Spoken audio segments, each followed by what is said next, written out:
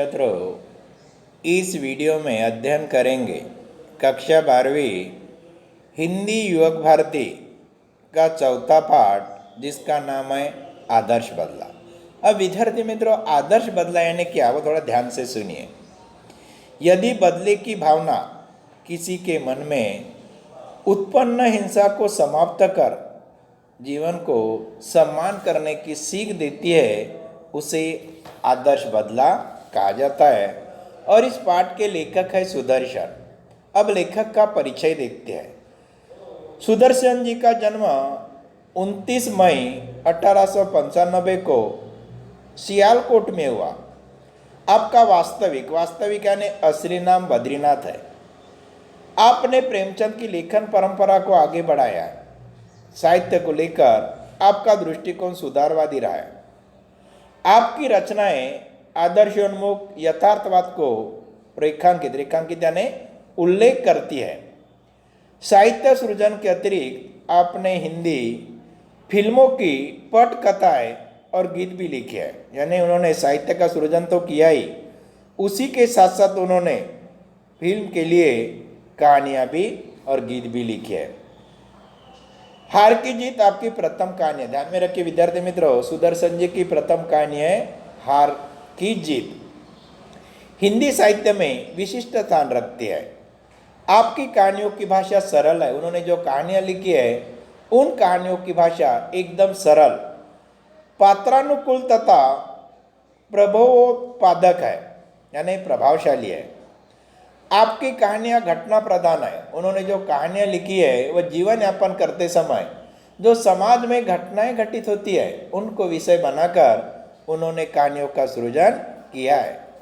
रचना में प्रयुक्त मुहावरे आपके साहित्य की भाषा को जीवंतता तथा कथ्य को प्रखरता प्रदान करते हैं।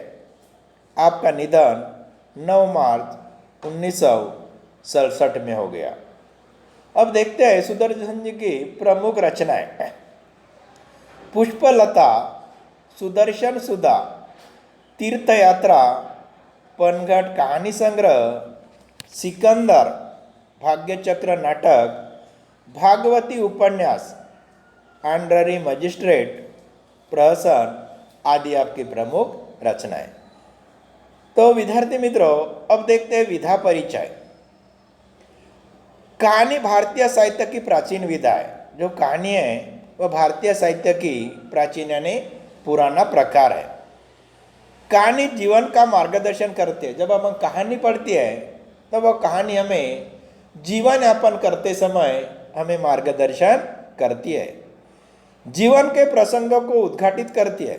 जीवन में जो घटना घटित होती है उसको उद्घाटित यानी स्पष्ट करती है। मन को बहलाती है। कहानी पढ़ने से हमारा मन का मनोरंजन होता है। अतः का अर्थ इसलिए कहानी विधा का विभिन्न उद्देश्यों के अनुसार वर्गीकरण किया जाता है। सरल सीधी भाषा, मुहावरे का सटीक यानी योग्य प्रयोग, प्रभावमान शैली कहानी की प्रभावोत्पादकता को वृद्धिगत करती है। वृद्धिगत यानी बढ़त करती है। अब देखते हैं सुदर्शन जी ने आदर्श बदला इस पाठ में किस बात का वर्णन किया है। प्रस्तुत पाठ में लेखक ने बदला शब्द को अलग ढंग से व्याख्यायित करने का प्रयास किया है। व्याख्यायित यानी स्पष्टीकरण, अलग इस शब्द का अलग तरीके से स्पष्टीकरण करने का प्रयास किया है। यदि वह बदला किसी के मन में उत्पन्न हिंसा को समाप्त कर उसके जीवन का सम्मान करने की सीख देती है, उसे वह आदर्श बदला कहलाता है। बचपन में बैजू अपने पिता को भजन गाने के कारण तानसेन की क्रूरता का शिकार होता हुआ देखता है, परंतु वही बैजू तानसेन को संगीत प्रतियोगिता में पराजित कर उसे जीवन दान देता है और संगीत का सच्चा साधक सिद्ध होता है। कलाकार को अपनी कला पर अहंकार नहीं करना चाहिए। लेखक कहते हैं कि जो कलाकार होते हैं, जो सच्चे कलाकार होते हैं, उन कलाकारों को अपने कला के ऊपर अहंकार यानी घमंड नहीं करना चाहिए। कला का सम्मान करना कलाकार का पहला कर्तव्य होता है। जो सही में कलाकार होता है वह कला का सम्मान करना ये कलाकार का परम यानी पहला कर्तव्य होता है। अब विद्यार्थी मित्रों, आदर्श बदला इस पाठ का सरल अर्थ देखते हैं। प्रभात का समय था, प्रभात यानी सुबह सवेरे का समय था। आसमान से बरसती हुई प्रकाश की किरणें संसार पर नवीन जीवन की वर्षा कर रही थी। सुबह का समय था और आकाश से सूर्य की किरणें जमीन पर जिस तरह बारिश की वर्षा होती है उसी तरह सूर्य की किरणें बारिश की वर्षा कर रही थी। 12 घंटों के लगातार संग्राम के बाद प्रकाश ने अंधेरे पर विजय यानी जीत पाई थी। 12 घंटे के उपरांत रात समाप्त होने के उपरांत दिन हो गया था। इस खुशी में फूल झूम रहे थे। सवेरे होने की वजह से जो फूल थे वह फूल खुशी से यानी आनंद से झूम रहे थे। पक्षी मीठे गीत गा रहे थे। पेड़ों की शाखा यानी टहनियाँ खेलती थी और पत्ते तालियां बजाते थे। इस तरह मन को आनंदित करने वाला वातावरण था।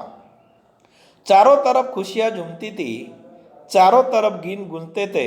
इतने में साधुओं की एक मंडली यानी समूह शहर के अंदर दाखिल हो गया।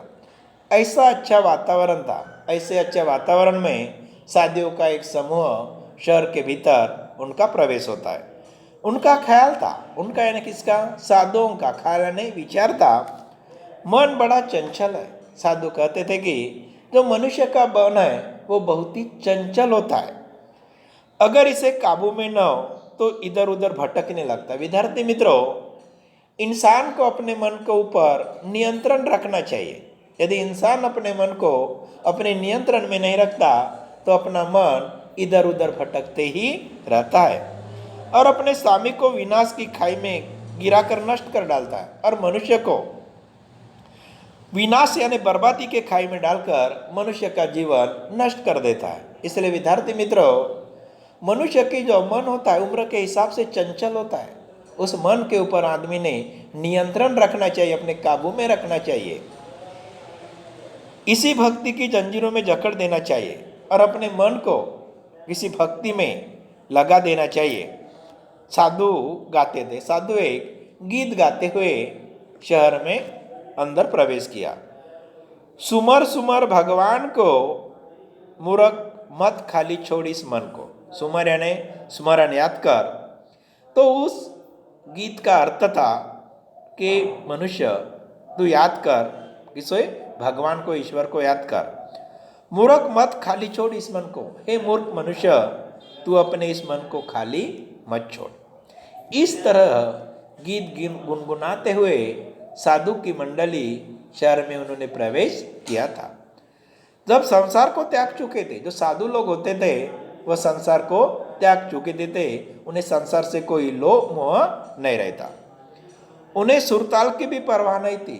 जो गीत गा रहे थे, जो भजन गा रहे थे, उनका सुर क्या ताल था उसे उन्हें बिल्कुल परवाह न करते हुए वह गीत गा रहे थे। कोई ऊंचे स्वर में गाता था, कोई मुंह में गुनगुनाता था। और लोग क्या कहते हैं इन्हें इसकी जरा भी चिंता न थी। ये अपने राग में मगन थे। रागे ने अपने एक लय में एकदम व्यस्त थे कि सिपाहियों ने आकर घेर लिया। जब साधु की समूह गीत गाते हुए शहर के भीतर जा रहा था उसी समय सिपाहियों का समूह आ गया और उन्होंने घेर लिया और हथकड़ियाँ लगाकर अकबर बादशाह के दरबार को ले चले और उन साधियों को हथकड़ियाँ पहनाई और अकबर बादशाह के दरबार में लेकर गए। धन्यवाद विद्यार्थी मित्रों। शेष पाठ का अध्ययन अगले वीडियो में करेंगे।